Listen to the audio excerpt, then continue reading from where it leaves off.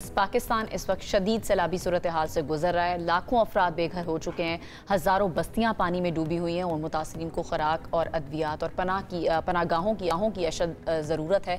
ऐसे हालात में सवाल सबके जहनों में जन्म लेता है कि क्या पाकिस्तानी अवाम के पास इतने वसाइल हैं कि वो अपनी मदद आपके तहत सैलाब मुतासरीन की बहाली में कोई बड़ा किरदार अदा कर सकें या किसी की जाकर मदद कर सकें, और क्या लोगों को पता है कि मदद करनी किस तरीके से है? बिल्कुल ऐसे ही है, यही बताने के लिए हम यहाँ पर मौजूद है। लेकिन अगर हम पास्ट को देखें और अपनी पूरी तारीख को देखें तो हमें नज़र आता है कि पाकिस्तानियों ने हमेशा, चाहे उनके पास अपने वसाइल पूरे ना हों, लेकिन अपने बहन भाइयों की हमेशा मदद किया है, चाहे वो 2005 का ज़ल्ज़ला हो या उसके बाद जितने भी सैलाब आए। और इस वक्त भी जो हम देख रहे हैं, मुखय्यर हज़रात बहुत बड़ी तादाद में आगे आ रहे हैं और अनम पूरी दुनिया के अंदर ये माना जाता है कि पाकिस्तानी कौम बहुत ही फयाज कौम है। वो टैक्स दे ना दे, लेकिन ज़कात सदकात ये सब चीज़ें बहुत ज़्यादा, और इसके अलावा भी अगर ज़रूरत पड़ती है ना आम आवाम को या उनके बहन भाइयों को, तो वो आगे बढ़कर मदद करते हैं।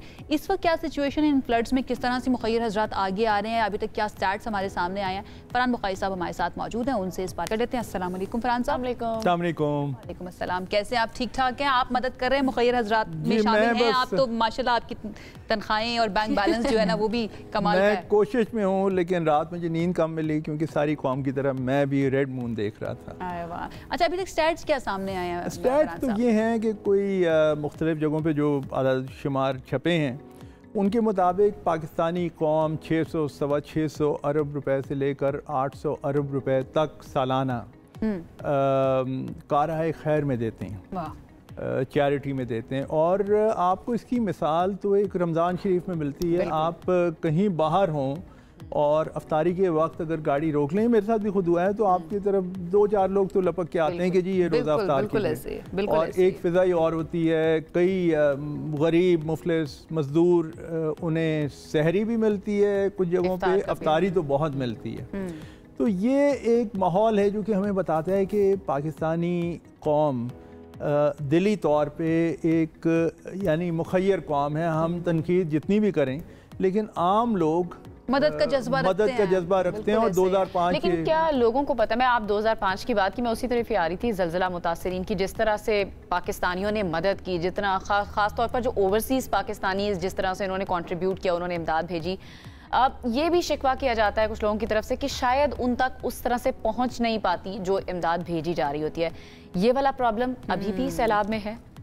होगा और हो सकता है, क्योंकि अगर कोई मुतासरीन कहीं दूर दराज जगह पे घिरे हुए हैं, मुसीबत में लिपटे हुए हैं, जिस तरह 2005 के अर्थक्वेक का हुआ था कि पहाड़ों में कहीं ऊपर एक बस्ती है और वहाँ पे लोग हैं जिन तक आम लोग पहुँच नहीं सके, तो हो सकता है उन तक इमदाद वक्ती तौर पे ना पहुँची हो। लेकिन जो जज्बा हमने देखा कि 24 घंटे में, उस ज़माने में ये मरी से आज़ाद कश्मीर का रास्ता जाता था, मैंने अगले दिन जाने की कोशिश की रिपोर्टिंग के लिए, तो वहाँ पे जगह नहीं मिली और फिर वापस मुड़ के आना पड़ा। फिर दूसरी दफ़ा कोशिश की गढ़ी हबीबुल्लाह, एबटाबाद से आगे जाके मानसहरा, गढ़ी हबीबुल्लाह, वहाँ से भी, क्योंकि इतना बुरा दोनों तरफ ट्रैफिक जैम था। और किन लोगों का था? ये ट्रक्स जो जा रहे थे नहीं जी, हेल्प करने के लिए। ट्रक्स के अलावा छोटी गाड़ियाँ, पेशावर से लोग निकल जा रहे थे, लोग खुद जा रहे थे। और मैंने ऐसे भी मनाजिर देखे कि गाड़ियों में आगे 2 अफराद बैठे हुए और पिछली सीट पे छोटी सी मेहरान गाड़ी, सुजुकी मेहरान, पिछली सीट पे 3 देगचे हैं। वो पूछा कि जी ये देगचे क्या हैं? कि जी ये हम चावल बनवा के और कुछ और खाने पीने की चीज़। अभी भी ऐसी मिसालें सामने आई हैं। एक गांव में अगर सैलाब आया हुआ तो साथ वाले गांव से खाना पक के वहां तक पहुंच रहा है। बुखारी साहब, अभी अशद ज़रूरत लोगों को है, रिहाइश की, ज़रा खैमों की ज़रूरत है, मच्छरदानियों की ज़रूरत है, कुछ लोग पैसे की शक्ल में भी देना चाहते हैं। आपकी नज़र में बेहतर क्या है कि किस तरह से इमदाद की जा सकती है? देखिए, इस वक्त तो कुछ मुखय्यर और अच्छे वेल रिप्यूटेड इदारे भी हैं, नॉन गवर्नमेंटल ऑर्गेनाइजेशंस भी हैं, जैसे अखुवत फाउंडेशन है, लाहौर में बेस्ड है और उनका बहुत अच्छा एक रेपूटेशन बड़ी अच्छी है। इसी तरह और भी इदारे हैं गैर सरकारी, उन्हें आप जाके दे सकते हैं।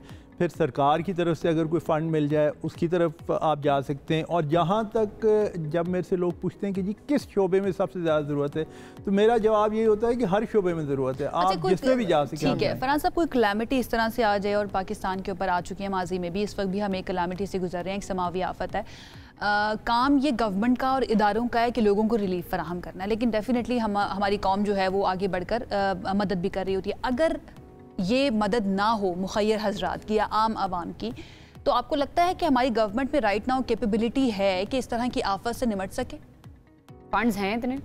सिर्फ फंड्स नहीं, इंटेंशन और हमारी कैपेबिलिटीज की ओवरऑल में बात करें। तनकीद तो बहुत होती है और तनकीद हुई भी है और किसी हद तक जायज़ भी है, लेकिन ये इतना बड़ा तूफान है कि सवाल ये पूछना पड़ता है कि क्या हुकूमत की कैपेसिटी इतनी है। यानी वो नियत तो एक तरफ, अमाल का दारोमदार वैसे नियतों पे है, लेकिन ये कि क्या कैपेसिटी इतनी है, क्योंकि ये तो एकदम से और ऐसी ऐसी जगहों पे सैलाब इस्तिफा है जहाँ पे तसव्वुर नहीं था कि वहाँ पे पानी दाखिल होगा, लेकिन ऐसा हुआ। क्यों मैं पूछ रही हूँ, क्योंकि इस वक्त जो हमारे गवर्नमेंट रिप्रेजेंटेटिव्स हैं या फिर जैसे मरियम नवाज साहिबा भी हो गई, इनकी तरफ से इस तरह के बयानात भी आए कि मुखय्यर हजरात भी आगे आए। आज अली कासिम गिलानी साहब को हमने अपने शो में लिया था, उनकी जानिब से भी ये अपील सामने आई कि जो लोग मदद करना चाहते हैं या जो साहिब हैसियत है उनको आगे बढ़कर मदद करनी चाहिए।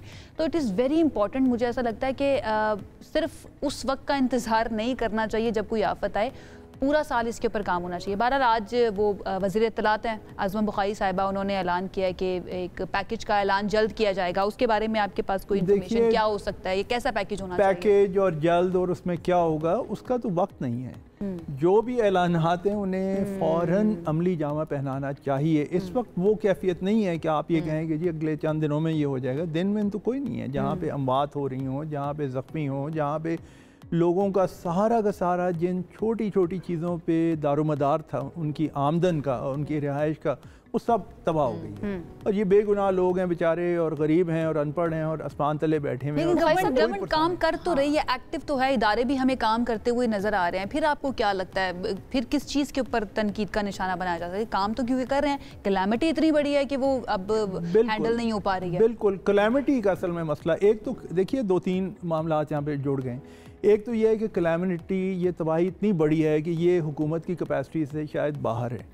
दूसरी ये है कि अपनी प्रायोरिटीज़ ठीक करें। फ़ौरन इस मुल्क में जो ज़रूरी मईशत से अलग थलग जो भी जितने भी इनिशिएटिव्स हैं, वो फ़ौरन उन्हें सस्पेंड कर देना चाहिए, चाहे वो सड़कों की तामीर हो, चाहे दूसरे काम हो। इसलिए क्योंकि खाने पीने का बहरान बढ़ रहा है। बाहर से भी तो फंड्स आ रहे हैं बुखारी साहब। बाहर से अभी तक बहुत ज़्यादा फंड्स नहीं आए। जितनी बड़ी ये कैलामिटी है, ये तबाही है, उतने बड़े अभी तो तखमीना लगाया जाएगा कि नुकसान कम से कम हुआ कितना है। और अब आपने एक भी खबर और भी सुनी होगी कि मुल्क में कुछ इलाकों में आटे का बहरान भी शुरू हो गया है, जो कि एक बड़ी खतरनाक सूरत हाल है। बिल्कुल ऐसी है। ये बहुत शुक्रिया आपका, फरहान बुखारी साहब हमारे साथ मौजूद थे। एक तो फूड सिक्योरिटी का मसला भी खुदा ना खास्ता पैदा हो सकता है।